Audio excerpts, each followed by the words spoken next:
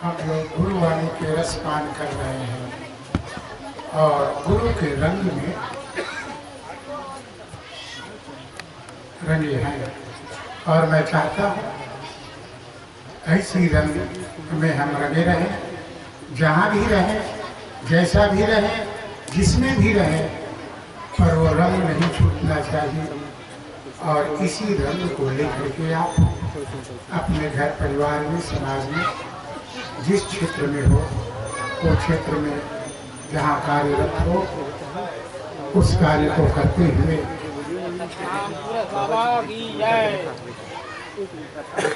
उनको रंगना है। कोई विषय?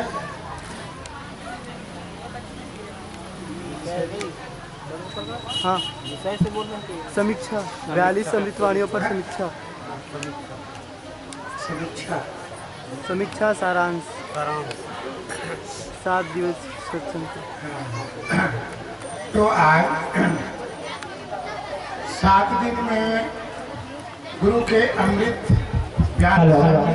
माता मन होहल नमत करो कावर कैमरा मनोड होवत है कोनो टूटी आ जाही शांति बनाए बैठो और भजन के आनंद लेवो। और आप मन यूट्यूब में समय के साथ आप मन के विचार अच्छा से आहाय काबर कोनो प्रकार के चिंतन में भुलाए रहो तो वैसे कैमरा में आ जाए। तो गुरु के 42 अमृत वचन पर समीक्षा होगा और अभी कोई वचन पर आज चर्चा नहीं होगा कि पूरा वचन हो चुका है समझो जहाँ तक। तो कहना इसका समीक्षा पर चर्चा करेंगे। 7 दिन हम सुने हैं, हर अमृतवाणी सुने हैं और 42 अमृतवाणी में हमारा जीवन का दर्शन है, हमारे जीवन का व्यवस्था है, हमारे जीवन का रंग है और हमारे जीवन के रखरखाव है। इस पर बाबा गुरु घासीदास जी ने अपने 42 अमृतवाणी में बोल चुके हैं। और आप लोग अगर क्रमवार जो सज्जन आते रहे होंगे शुरू से अंत तक, वो तो समझेंगे। और जो आज आते हैं फिर चले जाते हैं, आ जाते हैं, तो वो लोग नहीं समझ पाएंगे। और ऐसे में हमारा सत्संग अधूरा होता है। तो 7 दिन गुरु जी के गंगा बहे, तो एक सत्संग की महिमा, सत्संग की महिमा क्या है? तुम जितना भी संग करो, ऐसे संसार में बहुत संग है, पर सत्संग के मुकाबला कोई संग नहीं है दुनिया में। हमने संग कर करके देख लिए, आप लोग भी संग कर करके देख लिए। उस संग का रिजल्ट क्या मिला? अपने अंदर में निरीक्षण करिए और लोगों से परीक्षण करिए और समाज में सर्वेक्षण करिए, उसका फल क्या मिला? आपके अंदर गवाह देगा। आपके अंदर में बताने की जरूरत नहीं है, आपके अंदर तन जवाब देगा। तात स्वर्ग अपवर्ग सुख धरई तुला इक अंग तूल न सकई सकल मिली जो सुख लो सत्संग। संसार के सुख को एक तरफ रख दो, 5 मिनट का अगर सत्संग आप किए हो, उसका सुख एक तरफ रख दो, तो 5 मिनट का पल्ला भारी हो सकता है। और तुम्हारा जीवन भर का जितना भी सुख है, वैभव है, संपदा है, मान कीर्ति है, उसको एक तरफ रखो और 5 मिनट का सुख को एक तरफ रखो, तो 5 मिनट का सुख का पल्ला भारी होगा। ये संतों का कथन है, संतों का अनुभव है और संतों का निचोड़ वाणी है। तो प्यारे सज्जनों, जिस प्रकार शरीर के लिए अन्न जल बहुत जरूरी है, उसी प्रकार आत्मा के लिए सत्संग बहुत जरूरी है। सत्संग ही आत्मा का खुराक है, उनका ही भोजन है। और सत्संग रूपी खुराक के बिना अगर उसको खुराक नहीं दोगे आत्मा को, तो आत्मा मुर्दावत रहेगा, अचेतन रहेगा, अज्ञान रहेगा, मलिन रहेगा, बेहोश रहेगा। तो आत्मा को जागृत करना है, आत्मा को बलवान बनाना है, आत्मा को सुनना है। तो उसके लिए एकमात्र विधि है सत्संग, और कोई विधि नहीं है। तो सत्संग की महिमा हमारे संतों ने बहुत गान किया है।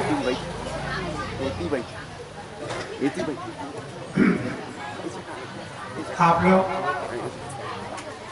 5 मिनट हम सत्संग के महिमा पर कुछ भजन के रूप में गायन करेंगे और फिर 42 अमृत वाणी की समीक्षा होगी।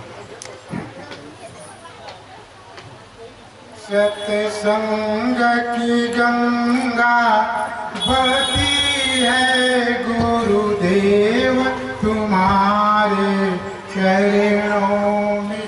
सत्संग की गंगा बहती है गुरुदेव तुम्हारे चरणों में। फल मिलता है उस तीर्थ का गुरुदेव तुम्हारे चरणों में। फल मिलता है उस तीर्थ का गुरुदेव तुम्हारे चरणों में। आप लोग सुने हो, आप लोग गायन भी करते हो, पंडित लोग गायन करते हैं, चौका वाले पंडित। बाबा तो चरण में गंगा पहले हो, गुरु घासीदास बाबा तो चरण में गंगा बहे, बोलते नहीं बोले, चरणों में गंगा बहे बाबा तो चरणों में गंगा बहे।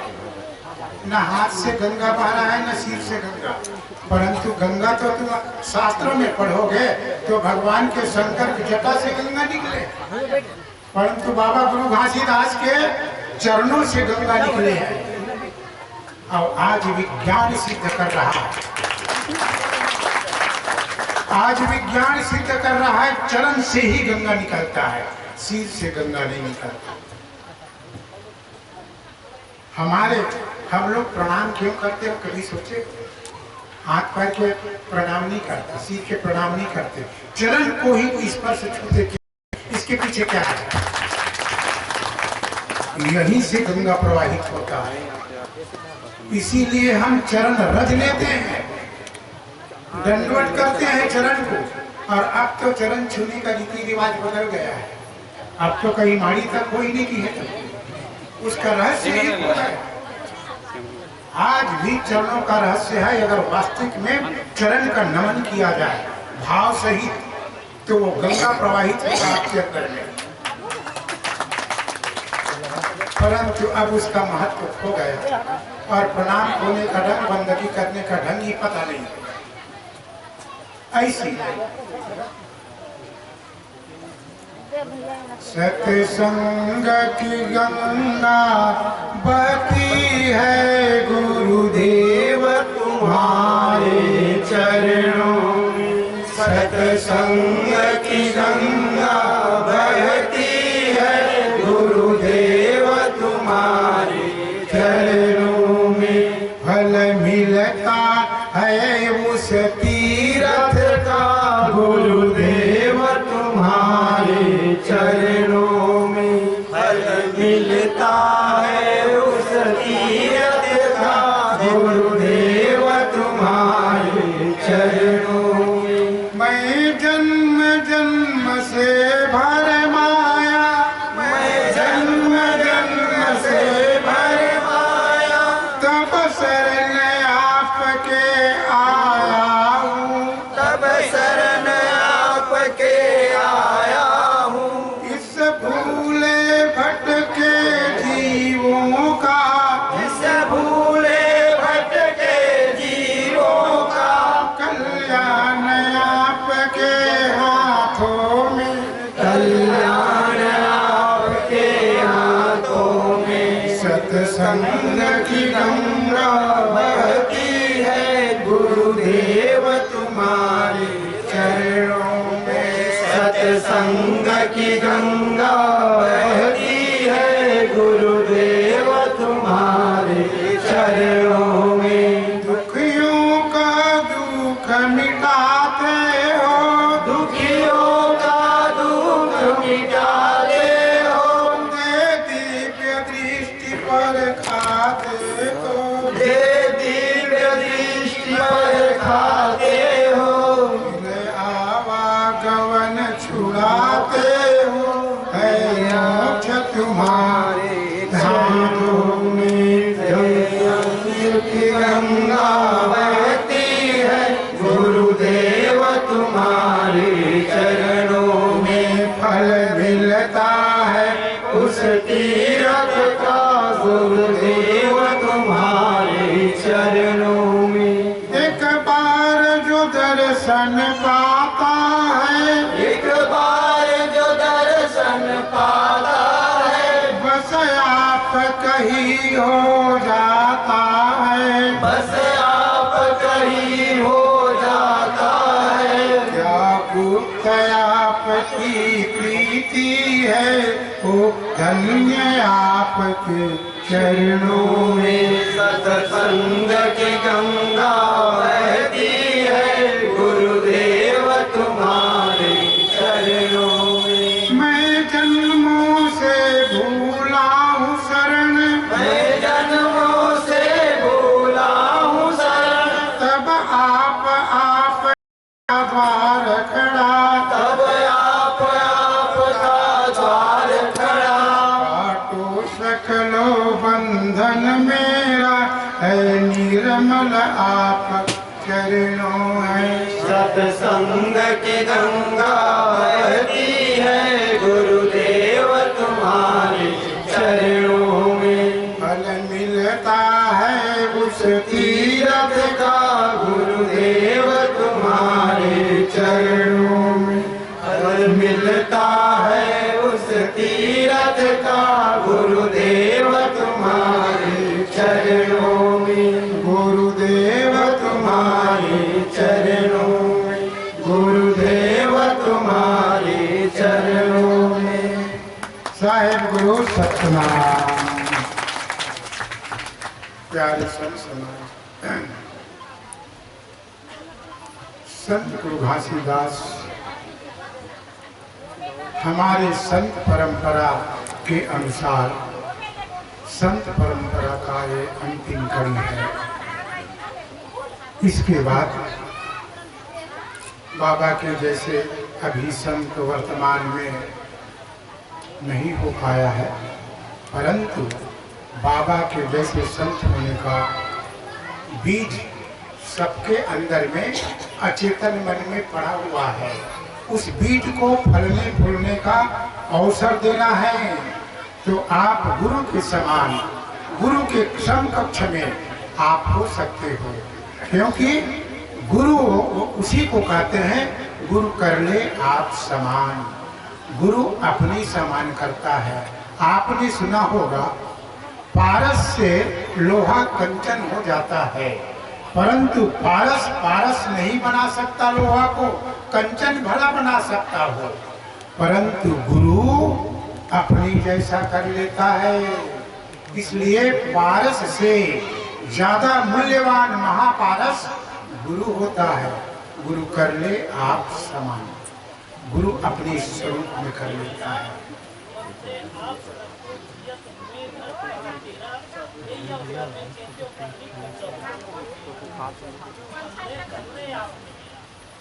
तो गुरु अपने जैसे कर लेता है,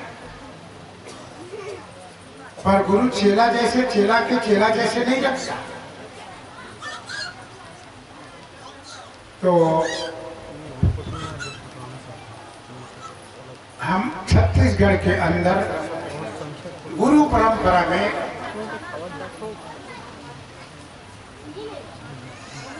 यह गुरु परंपरा 14वीं सदी से हमारे आ रहा है भारत के इतिहास में।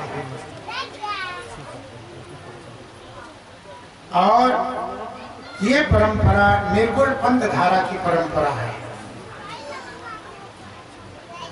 सगुण धारा नहीं। बाबा गुरु घासीदास ने सगुणोपासक नहीं थे, बाबा गुरु घासीदास निर्गुण उपासक रहे। निर्गुण धारा संतो निर्गुण पंथ निराला हो, निर्गुण पंथ निराला, ये पंथ निराला पंथ है। और बहुत मजहबों में सगुणोपासक रहे, साकार का पूजा पाठ करते रहे, अर्चना वंदना करते रहे। और संत गुरु बाबा निर्गुण धारा के संत होने के कारण से उसने मंदिर मस्जिद को महत्व नहीं दिया। तब तो 42 सूत्र बोलिस ना, मोला मंदिर मस्जिद बनई है भैया कस लाख थे, एक बदला कुआं बनाओ, एक बदला तालाब बनाओ, एक बदला धर्मशाला बनाओ, इसके बदला औषधालय बनाओ, ऐसा क्यों कहा? वो मंदिर के पक्षधर नहीं रहे। तो आप लोग भी अगर गुरु के मार्गी हैं, गुरु के मार्ग में चलते हैं, तो इन लोगों का पक्षधर रहिए, महत्व दीजिए। क्यों बोला इस बात को? बोलने के पीछे कारण क्या था? कोई औषधालय में जाएगा,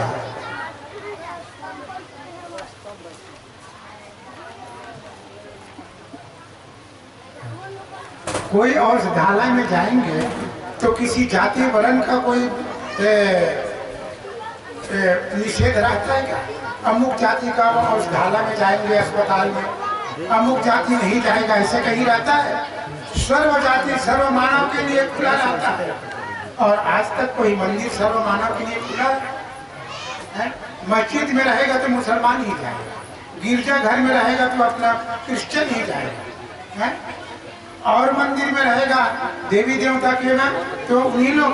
अब थोड़ा खुला है, नहीं तो पहले तो इतना पाबंदी था।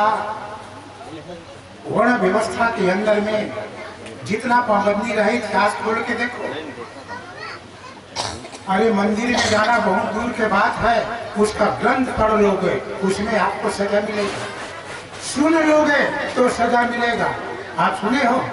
अगर कोई वेद मंत्र कोई सुन लिया तो काल में गरम गरम शीशा डाल दिया जाए। जो मंदिर सर्व मानव के लिए ना खुला हो और बंद हो, ऐसे क्यों जाना? इसलिए सर्व मानव के लिए खुलता है औषधालय, धर्मशाला, सरिता बनाओ, तालाब बनाओ, तालाब में सभी पशु पक्षी, मनुष्य से लेकर पशु पक्षी भी जल पीते हैं। यही सत्य है। सत्य का मतलब होता है सार्वभौम, समस्त मानव के लिए, समस्त प्राणी के लिए द्वार खुला हो, इसका नाम सत्य है। तो सत्य क्या है उसको जानो और उसके अनुसार काम करो। तो बाबा ने इसीलिए वर्जित किया था। परंतु आज हमारे समाज में भी मंदिर बन रहा है बहुत, पहले नहीं बन रहा था, अब मंदिर बनना शुरू हो गया। अब देखा मन क्या देखा मंदिर का उखल कम तो वो मन हंसा थे, अच्छा करत देख बाबा जी की बात अपन किसी अवहेलना करत, अच्छा अपन बाबा के मार्ग से गिरत के हंसत, और तू मन वो बात को समझत नहीं है। वो मन कहा थे बाबा पद भ्रष्ट हो रहा है, सतनामी लोग बाबा का वचन का अवहेलना हो रहा है, अच्छा हो रहा है। मंदिर बनाने के लिए 5 लाख रुपए दे दी, पद भ्रष्ट करना है। मंदिर के दादा हमारे लिए औषधालय बना ले, समाज के लिए देखा लिए पैसा दे दे कि तते मांग भी नहीं करत। अच्छा भैया हमला पैसा दिस मंत्री है 5 लाख रुपया मंदिर के नाम। कुतुब मीनार जैसे जय स्तंभ बनाए पर तोड़ा 10 लाख पैसा दी थी। और कुतुब मीनार मौलिक जय स्तंभ का मूल स्वरूप हो गया। और कुतुब मीनार बनाए वो प्रदर्शनी है केवल, उसका मौलिकता खो गया। बाबा बोले जी सराय की लकड़ी के जय स्तंभ, आप तो सीमेंट के जय स्तंभ, लोहा के जय स्तंभ, मौलिकता खो गए। कैसे मौलिकता खो रहा है? मूल चीज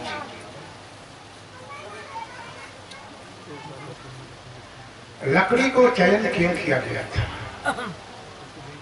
ठीक है कतको मन तर्क करते। अब आधुनिक समय आगे साहेब, आधुनिक तक समय है तो लकड़ी के जगह वो मजबूती होते थे।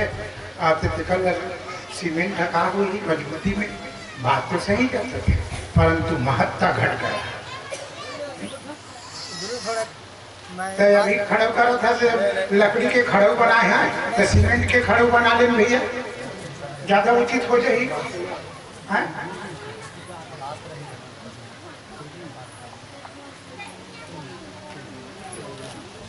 ये 42 पर कहाँ बोल सकते, पॉइंट पहन के मैं बोल गए। 42 वचन के अंदर जितना आडंबर है, जितना कुरीति है, जितना अंधविश्वास है, उस पर बाबा जी ने कड़ी आलोचना किया। और ये संत परंपरा का आलोचना है। हमारे संत परंपरा के पूर्व संस्थापक संत कबीर हुए 16वीं सदी में, और उन परंपरा से आते आते आते आते आज 18वीं सदी में बाबा गुरु घासीदास हुए। उस समय उसने भी कड़ा विरोध किया। भाई ने जो जगदीश कहाँ से आया, कड़ा विरोध किया। पहाड़ी निपुण का शाही कड़ा विरोध किया है। आटा सो चाकी भाई प्लीज खाए संसार हरोला चौका सती चक्कर की पूजा कर ले भैया, जो चौका से मिला था। बहुत क्रांतिकारी संत पैदा हुए। उसी कड़ी में संत गुरु घासीदास बाबा एक क्रांतिकारी संत हुआ, विरोध किया। मोला पीतर मनैहा बैहा कसला थे, और 90% अपन समाज के पीतर माना। और सूत्र कहा थे बाबा पीतर मनई बैहा कसला, तो वास्तविक में बैहा कसला। जो पागल है वही पीतर मनाता है। देखो भाई, अगर अन्य हुई तब तो खिलाफ का बोलत के, पर हमारे बाबा बोले भैया कसला, भैया कसला, भैया कैसे आई। अब वो आदमी कब के मर चुके हैं, दूसरा जन्म ले चुके, कहीं कहीं कुत्ता बिल्ली में आदमी उतनी कुछ भी। अब बोला हम जब बाबा धनिये ले दादा पे पाल, तब वो भैया पागलपना याद लो। अरे वो तो कहीं कहीं जन्म ले चुका है, वो जन्म ले चुका है, और कैसे वो पितर वो पाएगा। जिंदगी भर पितर हम दुख दे, जिंदगी भर बूढ़ा काल में पानी माटी खाए पिए पर नहीं देवता है। और जब मरा तब नहीं 100 झलना नहीं होता था, पक्की खवा देते मोर दादा खाते, और जियत ही तो दादा कच्ची खाए बर तरसत। तो जियत पिता से झंगिम झंगा, मरे पिता को भेजेगा। कहावत जियत पिता ने बूझी बाता, मरे पिता को दान और भाता। कैसे उल्टा ज्ञान है। तो आज आप सत्संग में हो, गुरु के 42 अमृत वाणी आप सुने होंगे। पितर नहीं मानना चाहिए, पितर नहीं माना।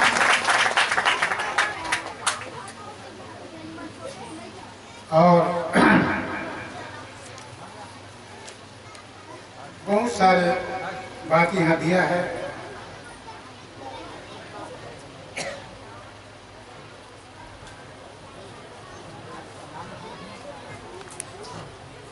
जान के मरई है, मरई है, सपना में कुनोल मारना भी मरैया है। बाबा अहिंसावादी रहे, कभी भी किसी जीव को नहीं मारना। और मारना वो तो जान के मारना अलग है, सपना में भी नहीं मारना चाहिए, ऐसे बाबा के संदेश है। और आज का तो भैया अब ओकर से बच नहीं सकन, किसान आदमी मारा था सब कीड़ा मकोड़ा। अब बबल कुछ कैसे करो बाबा, कीड़ा मकोड़ा कैसे, धान नहीं हुई तो बात ला मानो, पूरा माहू चूहा दी तो कैसे कर वो समय नहीं मारा तो रही सोई, माहू नहीं रही सोई, दवाई नहीं छिड़कत रही सोई तो लिखी हो। पर एक बात जरूर है, हम कृषक है ठीक है, पर सुरक्षा के दृष्टिकोण से जहां तक बच सके प्राणी, जहां तक प्राणी मात्र बन सके, मर जाए अलग बात, वो अलग है, मारना नहीं है। मर भले जाए, मरना अलग बात है और मार देना अलग बात है। मारने में आप सोच के मार रहे हो मार रहा हूं, और मरने में पता नहीं है मरत है कि नहीं मरत। अब रेंगा था चाटी पैर में कूदा है, वो है चाटी मारना न हो, वो है चाटी के मर जाना है। तो आप सुरक्षा की दृष्टि से अपने खेत खलिहान को सुरक्षा कर रहे हैं कि बचाव के लिए दवाई छिड़को, और अगर दवाई छिड़के के बाद मरत है उसका जिम्मेदारी हम न हो, सुरक्षा की। हम धीरे चले मार के छिड़क, वो बात अलग। इतना बचाव है। जैन मुनि देखे हो, जैन मुनि अभी हमारे भारत के दर्शन में जितने भी संप्रदाय है उसमें जैन मुनि सबसे अहिंसावादी संस्था है। वो मन मुंह में भी बांधे नहीं थे, वो मन का सोचते अरे श्वास ले वो थे वो मर यही जीव है। छोटे छोटे जो परमाणु है, ऑक्सीजन जो लेते हैं उसमें बारीक बारीक परमाणु होता है जो दिखता नहीं है, उसको भी बचाने की कोशिश कर रहा है। छन के जाएगा हवा मुंह से और वो कीटाणु बच जाएगा, नहीं तो हमारे हवा जाएगा लेंगे तो गर्म हवा में मर जाएगा। इतना यहाँ तक पैदल भी नहीं चलता उन लोग, चप्पल जूता नहीं पहनते, ताकि चप्पल जूता ज्यादा पहनेंगे कड़क रहता है, ज्यादा मरेगा, इसलिए बिना चप्पल के पहनते हैं। जितना भी बच सके बचाने की कोशिश उन लोग करते हैं। इसीलिए आज देखे हो जैन संप्रदाय में खेती करना बंद कर दिया, इसीलिए सोच के व्यवसाय करना शुरू किया। परंतु इन लोग मान के किया, जान के नहीं किया, होश पूर्वक नहीं किया, बेहोशी में किया। खेती किसानी करेंगे जीव मरेगा। हमारा धर्म में, जैन धर्म में अहिंसा बोले तो खेती किसानी नहीं करेंगे, हिंसा कहाँ से होगा, बचत हो जाएंगे। परंतु होश पूर्वक रहे तब तो। संत कहते हैं पारख राखो साथ, विवेक को अपने साथ में रखो, जो कुछ भी काम करोगे विवेक। तो उन लोग तो खेती किसानी नहीं कर रहा है, परंतु व्यवसाय में मिलावट कितना कर रहा है, गरीबों को चूस कितना रहा। ये बेहोशी है। इधर से भी हिंसा नहीं कर रहा है तो इधर से नुकसान कर रहा है। एक प्रकार की हिंसा है, तन से, मन से, वचन से, तीनों से ही हिंसा। वचन से भी हिंसा होता है, कर्म बेईमानी भी हिंसा का कारण बनता है। और ऐसे काटो मारोगे तो वो तो हिंसा है, वो तो जानबूझ के। आज पूर्व में बलि के नाम से, देवी देवता के नाम से कितना हिंसा हुआ, और उसको प्रसाद है कहा के कहे ही हलाल वो झटका मारी आग दोनों घर लागी। संत कबीर का वचन है। हिंदू हलाल करता है, मुसलमान झटका मारते हैं, तो हिंसा हो रहा है ना। और उसको प्रसाद के रूप में पावन कर रहा है, ये पवित्र हो गया, मांस के ही पवित्र होगा। यहाँ बाबा तो यहाँ तक के है, मांस ते मांस होकर सही नाल भी जन खावे संतो। मांस के सही नाल, मांस के सही नाम का आवश्यकता भैया पता है, दिमाग जाते मांस के सही नाम का है। कोनो पंडित मन हुई बताइए मांस के सही नाम, मांस के सही नाम हुई वो तो वो घुमत जी, और वो मांस के सही नाम का गोंदली पिया हुआ तो कल्पना वाले बात बोल देते हैं, अंधविश्वास वाले। मछली मछली मतलब वो मांस बरोबर नहीं थे, नहीं नाम अक्षर पढ़ के तेमा का होगा, अक्षर नहीं। मांस के सही नाम नहीं खाना। मांस कब मिलते, कैसे मिलते, काको हत्या करवे तब मिलते ना। हत्या करवे, जीव और आत्मा को विलग करोगे तब मांस मिलता है। उसको दुख दोगे, उसको तड़पाओगे तब मांस मिलता है, उसका सहीनार मत खावे। मतलब किसी भी को तड़फा कर दुख दे करके उससे धन को लूटना, धन लेना, भय दिखा करके, डर दिखा करके, लालच दिखा करके, धमकी दे करके उससे द्रव्य लेना मांस खाना के बराबर है। वो मांस के सहीना क्योंकि दुख पहुंचा रहे हो ना, तो देना पड़ेगा। 10,000 रुपये डांट देना पड़ेगा, मजदूरी हो जाता है, कुछ नहीं, एक देना पड़ेगा तुमको, खेत बच्चे कहीं बैठे, वो मांस खाना के बराबर है। अगर ऐसे लेते हो तो उसका सहीना है, दुख दे करके, सता करके, तड़पा के, डर भय करके उनसे लेना और उसको तो खाना कुछ के लिए, ये मांस है। ये मसूर उसूर और प्याज लहसुन ये उत्पत्ति है, धरती से हुआ ये मांस है, इसमें कोई तड़फाने वाला